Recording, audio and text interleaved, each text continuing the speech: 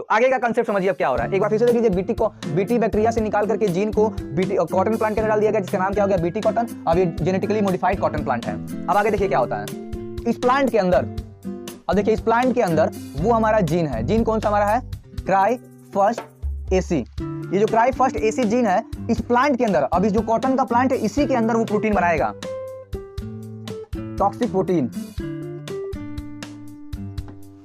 ये toxic protein हमारा क्या हो जाएगा, जब क्राई फर्स्ट एसी जीन है तो ये प्रोटीन क्या हो जाएगा, क्राई फर्स्ट एसी प्रोटीन।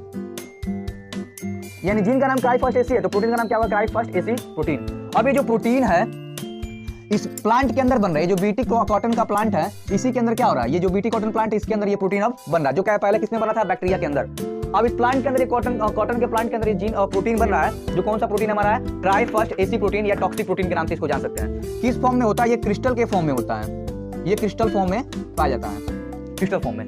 अब देखिए यहां से अब जो बुलवॉर्म था, यहां से ध्यान देखिए, अब ये जो बुलवॉर्म है, बुलवॉर्म जाएगा इसके ऊपर अटैक करने। जैसे इसको अटैक करेगा तो इस बुलवॉर्म के अंदर वो प्रोटीन जाएगा। जैसे इस कॉटन के बॉल वाले प्लांट को खाने की कोशिश करेगा, जैसे उसे किसी पार्ट को खाएगा, उस पार्ट में हमारे पास क्या है, सबसे पहले क्रिस्टल के फॉर्म में ये टॉक्सिक प्रोटीन है। तो टॉक्सिक प्रोटीन इस बुलवॉर्म के गट के अंदर जाएगा, गट यानी मिड गट के अंदर इसके जाएगा, इसके मिड गट में जाएगा। ये जो प्रोटीन था कौन क्या जा रहा है इसके अंदर, तो ये जो क्राई फर्स्ट एसी प्रोटीन है किसके अंदर जा रहा है, इस बुलवॉर्म के मिड गट के अंदर गया। जैसे इस मिड गट के अंदर जाएगा तो वहां पे एक अल्कलाइन पीएच होता है, इसके मिडगट में क्या होता है, अल्कलाइन पीएच होता है। अब इस अल्कलाइन पीएच होने की वजह से इसके मिडगट में जो प्रोटीन है वो क्या हो जाएगा, एक्टिव हो जाएगा। ये जो प्रोटीन था, जो क्राई फर्स्ट एसी प्रोटीन है, वो इनएक्टिव फॉर्म में होता है, किसके अंदर, इनएक्टिव फॉर्म में होता है बैक्टीरिया के अंदर भी, प्लस प्लांट के अंदर भी किस फॉर्म में होता है, वो इनएक्टिव के फॉर्म में होता है। और जैसे ये बुलवॉर्म के मिडगट के अंदर जा रहा है खाने की वजह से इस प्लांट को, तो उसके अंदर जो प्रोटीन था क्रिस्टल के फॉर्म में, तो वहां पे इसको मिल जाता है अल्कलाइन पीएच। अल्कलाइन पीएच का मतलब होता है बेसिक नेचर का पीएच मिल जाता है। जैसे बेसिक नेचर का पीएच मिलेगा तो ये क्रिस्टलाइन फॉर्म में present cry first AC protein वो क्या हो जाएंगे, एक्टिव हो जाएंगे।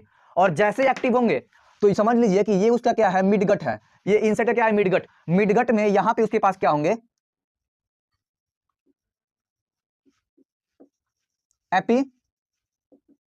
एपिथेलियम टिश्यू या सेल बोल सकते हैं।